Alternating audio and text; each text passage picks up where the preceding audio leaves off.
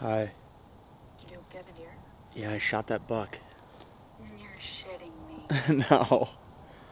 I had a feeling this morning. I'm not kidding. Yeah, the weird thing is, and I just was on the phone talking to someone, I'm like, this morning driving here, a shooting star, like bright shooting star, flashed across the window. I was like, geez, I've never seen a shooting star driving to hunt in the morning. I And, swear to God, I almost said something this morning, but I didn't. and then it was so weird, like walking in. First of all, this place is just a nightmare to get to because you got to walk. It's literally 0.79 miles to get to where, even close to where those deer were. It's just a long property. So That's just crazy. You've never even been there. We saw it last night, and then you get it within an hour of being there. not even. I literally didn't even get in a tree stand. Literally, I was walking in. I jumped a doe like really early. I'm like, that's weird. All these fields are ripped. There's like nothing really here. I don't know why she would bed over here when there's that corn over there and just hang out. Anyway, another 50 yards and I jumped that buck. Like I spooked him from his bed. I was just walking on the field edge with the wind in my face. So he didn't So you smell. weren't even in a stand? No, I was walking. So he jumps up, and then I was like, all right, well, I'm not going to keep going forward. I'm just going to circle back around, cross the creek, and get in the timber and hang a tree stand and just see if I can catch him later on today. I mean, that's my best option. So I get down there, and when I get down there, it's still pretty dark out. It was like 6:35 maybe. And I look across the creek, and there's like a peninsula with swamp grass covering it, and he's just standing there looking up the hill from where I spooked him from, and then he starts just blowing, looking up where I spooked him originally. But you're not over there anymore. Right, I'm not over there. I'm like watching him from afar, like 120 yards maybe. Then he like charges up the hill. Like he kept like pushing forward like he was trying to scare something away. And with his head down, he charges up the hill. Yeah. Crazy, weird. And I'm like, he's gonna circle all the way around and come down here because he's trying to get downwind and figure out what that was. Sure enough, I look up on top of the creek bank, like the drainage bank. There's like a bank, and then it comes down. There's like some flat spot, and then it goes down to the creek. There's like two banks. And he comes right down broadside to me at 20 yards. And you're on the ground? On the ground. Up against a tree. So I draw back when he goes behind all this crap.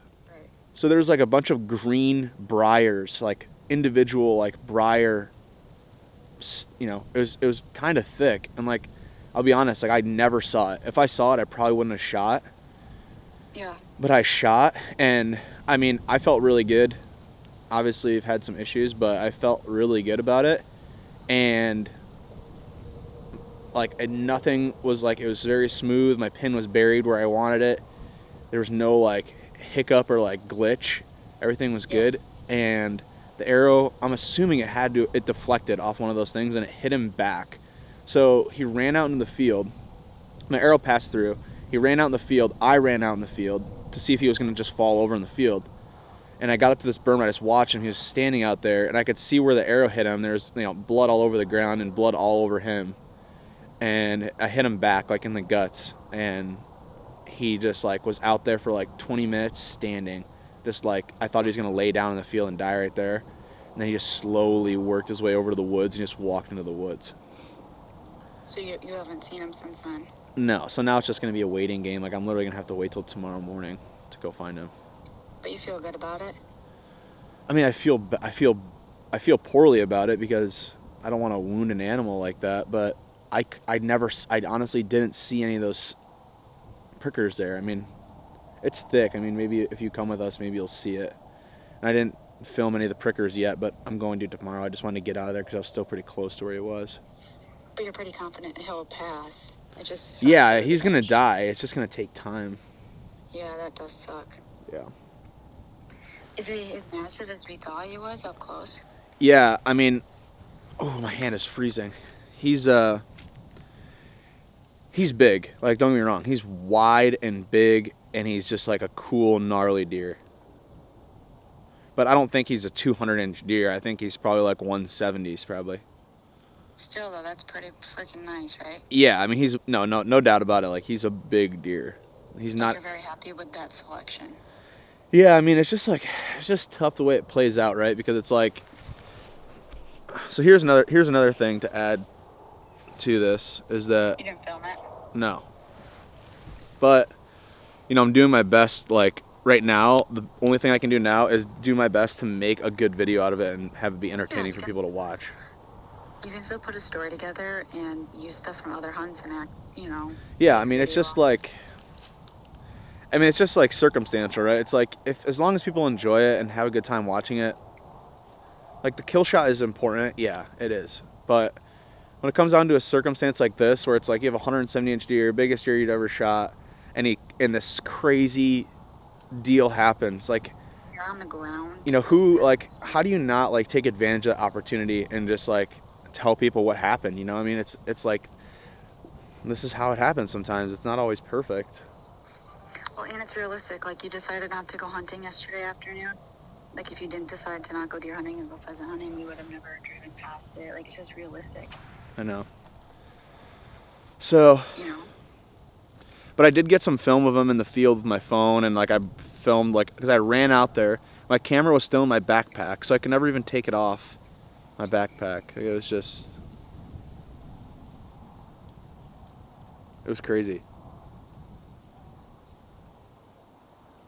So tomorrow morning we'll show up at I really had a feeling, Jake, when you called me, I'm like, yep, he did, but I didn't expect you to say it was that buck.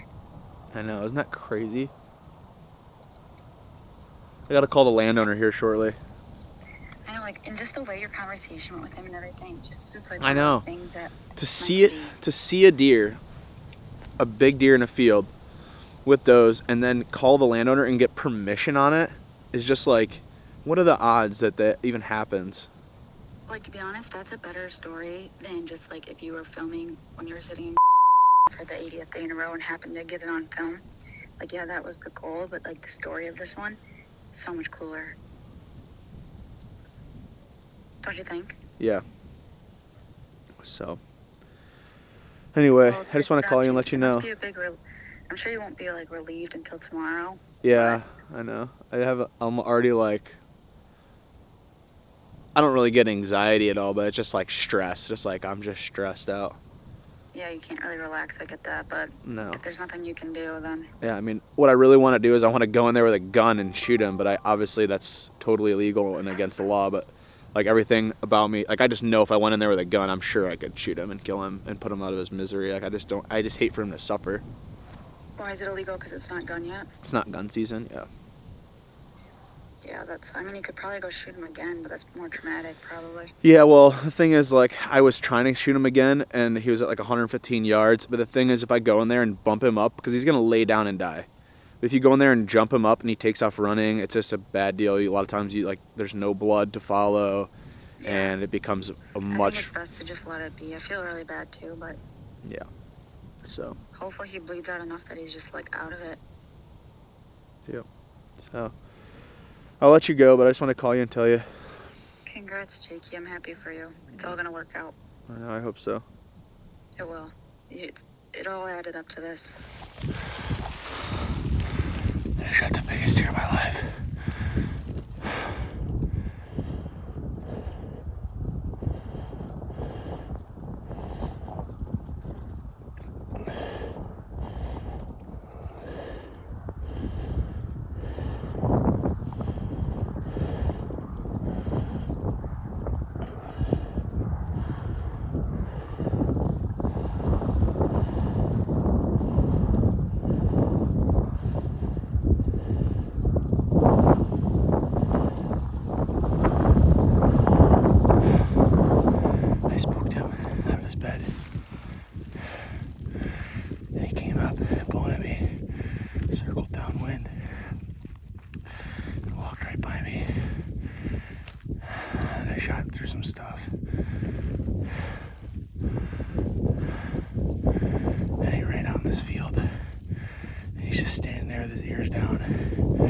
See a lot of blood. He hasn't gone down.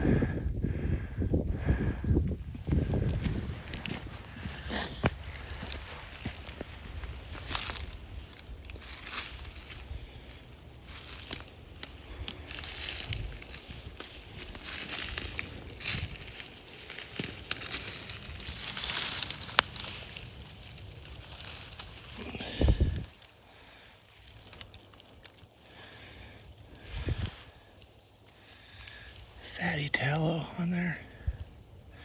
White hair. Smells a little funky. There's some, you can see there's a little bit of some particles on there. Some, what I'm guessing is stomach. It's definitely guts.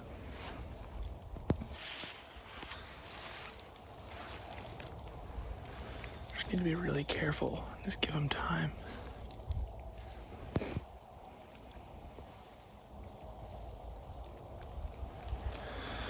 Oh man. I really don't even know how to start this. Today is the day we're gonna go look for this deer. I shot him yesterday morning at 6:41. I'll have to fill you in on a bunch of details.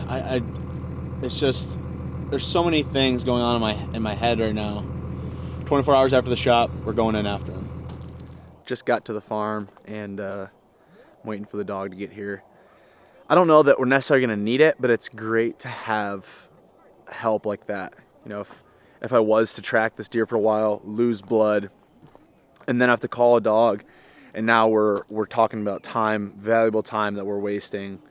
And on the other hand, if I was to go in there, walk all over the track, I could potentially, you know, put myself at risk for not finding the deer.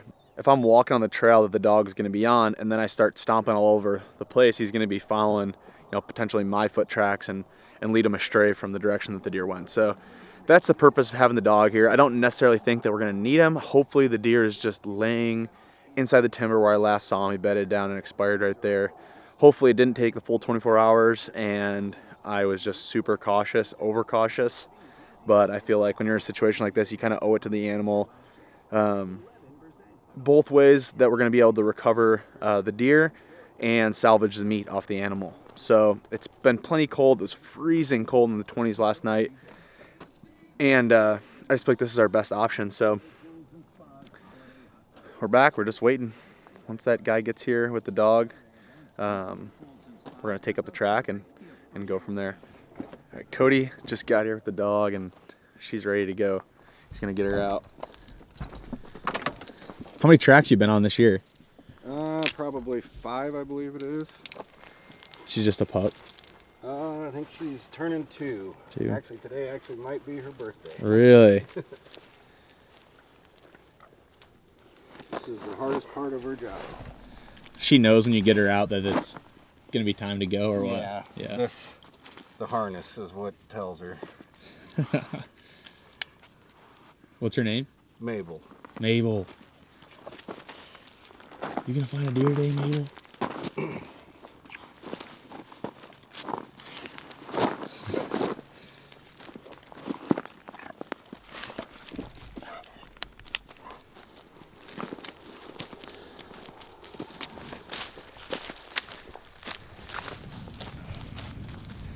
We're almost to the point where I shot the buck at, so we're gonna go to the point of impact and he's gonna put the dog on the track and let her do her thing. We're just talking, I know I was mentioned before that I hate to leave a deer lay so long, but last night was 20 something degrees out. So I'm hoping that if we do find him, we can still salvage some meat off him, and depending on what the inside looks like, I don't know how much stomach material is on the meat, or we'll just have to kind of play it by ear, but probably about 150 yards or so away from where I shot him. Yeah, I should not have shot through this stuff. This is what I shot through right here.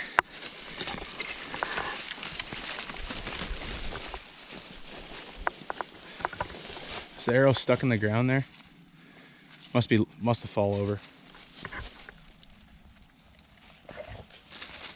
Good girl.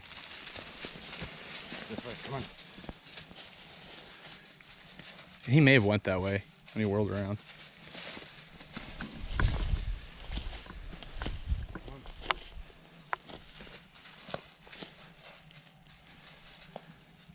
I think it's just right up there.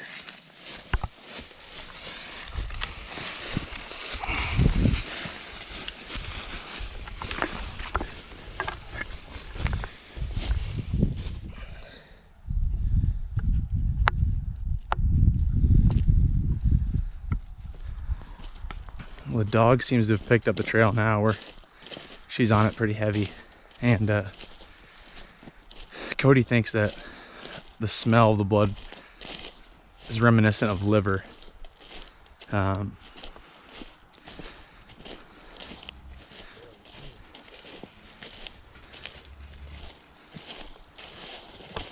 we're just cruising across the field right where I filmed him, where he stopped, and we're getting to the point of the timber where he went in.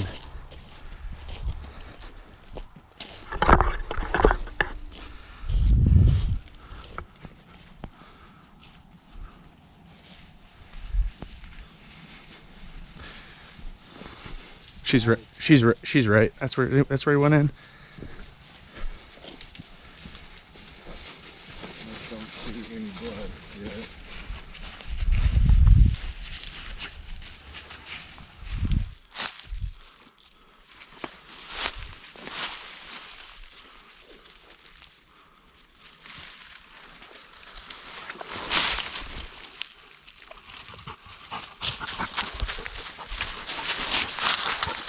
Yeah, I think there's blood right here too. Let's take a break right here. I'm gonna get her a drink real quick. Get her nose wet.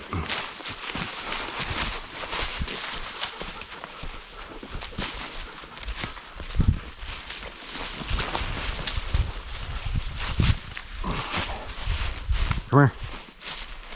Oh, he's laying right here. No. Yeah, laying right here. Are you serious? He must have fell down the hill. Are you serious? Come here, Mabel. Come here. No way. Did the coyotes get to it? A little bit in the face, yeah. What do you got? You hit him perfect. He's a stud. Did I hit him behind the shoulder? Yep.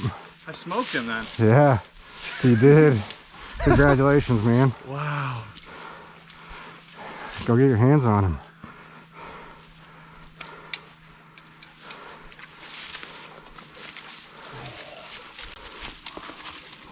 What a crazy looking deer. Oh, he's dead immediately.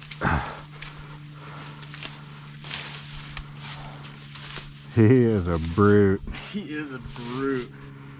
Look at that thing. Man. So he must have been quartered to me more than I thought. That's a sweet deer. Well, I mean, I guess, like, I don't know what else I'm supposed to do. You know, I see the exit, like, back like that, and he doesn't go down in the field right away. And maybe the arrow did get deflected, and when it still, like, you know, came in and hit him awkwardly. Wow. You think that's coyotes? I don't know. I don't think so.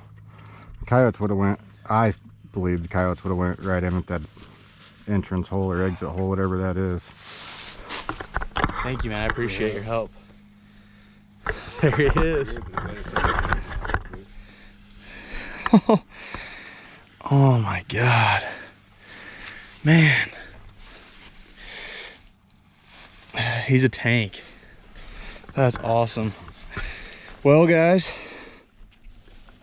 the unfortunate side is I erred on the side of caution, right? Thinking that this deer wasn't going to be dead and that I'd made a bad shot. And that was all based on the exit. I could never see that entry. You know, I just never saw it. And the way he acted hurt, but not to the point where I thought he was gonna, you know, fall over in the field. I was hoping that when I first ran up there, and then it just never happened. He just would walk 10 yards, stop, walk 10 yards, stop. When I saw him disappear into the timber, I just figured I had deflected, the arrow had deflected based on the fact that I shot through a bunch of stuff, and that 24 hours was gonna be the best case scenario. But Mabel, you found him. Anyway, there he is. Just a crazy, I was stressing out so hard the last 24 hours. And there he is. What a stud. Good girl, Mabel. Good girl. So what do you think? You think liver then? Based on the blood you were seeing? Can you smell it? Yeah. I smell something. I don't know if he is a little bloated, but I don't know. I think you center punched him, to be honest with you. I can't believe he went as far as he went. The blood pools looked dark. It did. And it kind of smelled a little tangy, but I guess we'll see when we open him up. Thank you, man. I appreciate it. My pleasure. Like I said, I didn't know what he had for points or what. I just saw that kind of like, I thought he had like some curvy tines going on. I guess this is all I really saw when he was coming through. That was just a gnarly deer. Mabel. He had to have fallen down that bank or something. He wanted to go up there, and we stopped to come down here and get a drink, and I could see his tines sticking up right there. Good girl. Good girl. Well, unfortunately, like I said yesterday, is that blood in the creek? No, it's leaves. No, it's one of those deals where I wasn't prepared nor expected to shoot a deer, and here he comes. And what do? You know, you got to take the opportunity that's given to you. I've been grinding all season long and putting in all day sits for 8 days in a row. A lot of close calls, and then this guy's, you know, after a crazy encounter, bumped him out of his bed. He ends up at 20 yards broadside right in front of me. But I don't know whether to feel relief that I made a good shot, or, you know, I feel bad that, you know, he had to sit down here for 24 hours and the meat's gonna go to waste. But all right, we're gonna get him out of here, and dog's yet to even get a drink, I think. So we're gonna get him up out of here, and I'll clean his rack off and show you guys a little bit better what he looks like. Easy. I got Goose here with me. What do you think, bud? What do you think about this deer? It's been a crazy 2022 season so far.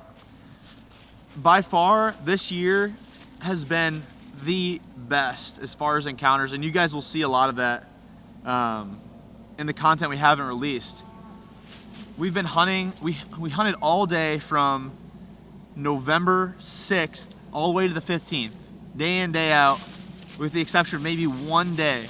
We pulled all day sits, and some of those days we'd tear down and hang the stand again. Goose, come here, get out of there.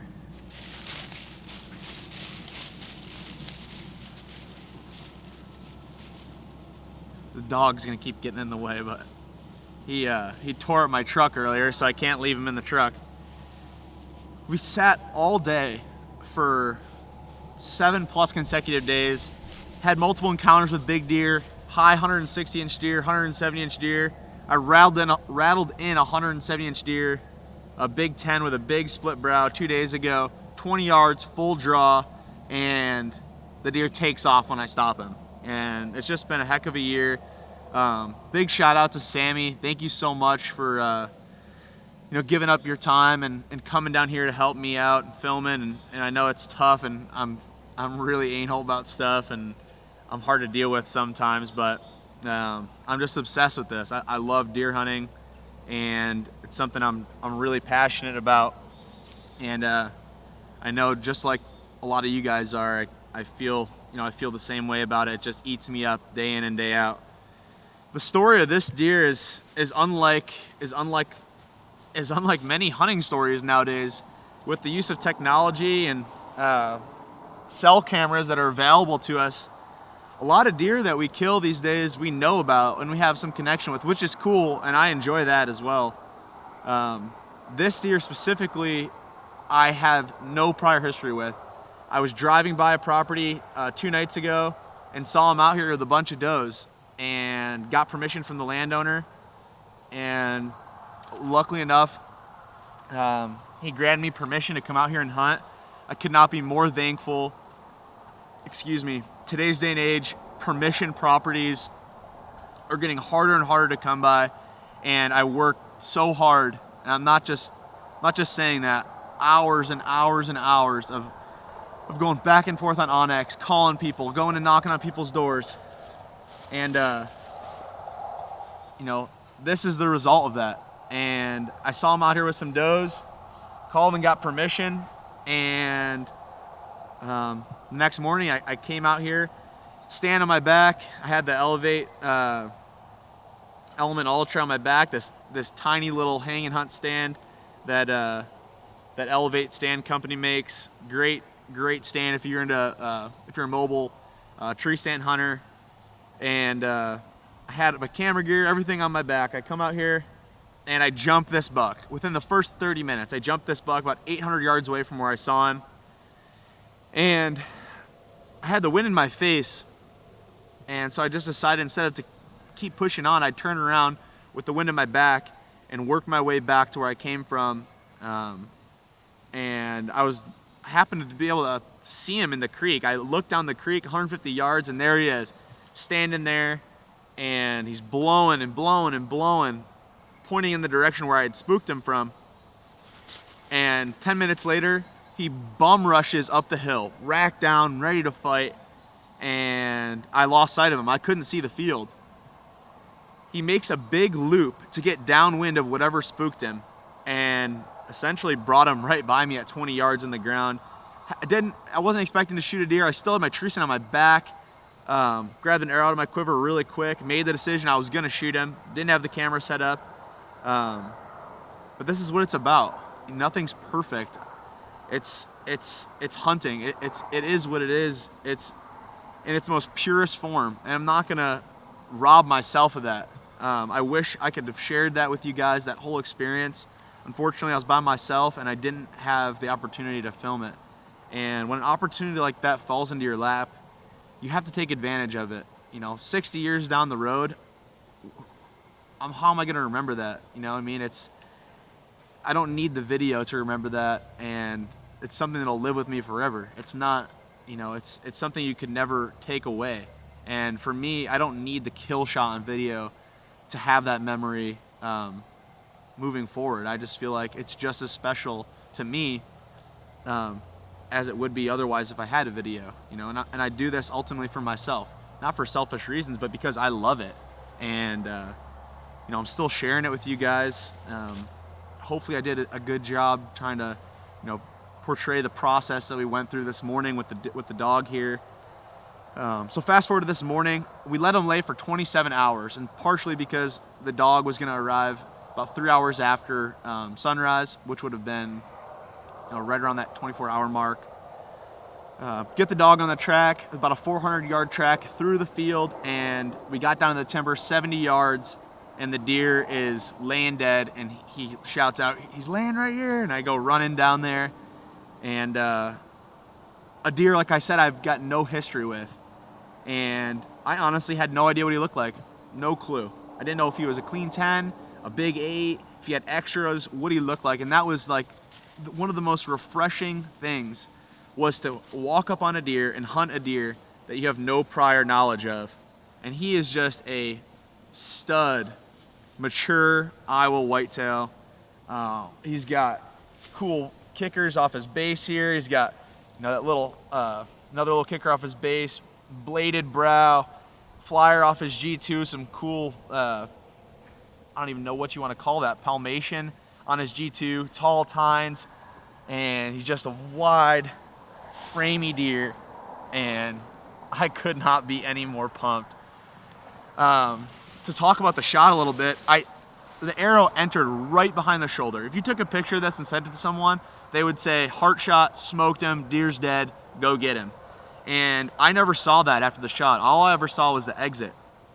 When he was standing in the field, I ran out there, all I had was my phone, filmed him as best I could, and I just thought the shot was back and that the arrow deflected. Well, turns out I hit him behind the shoulder perfect, and I did not hit lungs or heart at all, 0.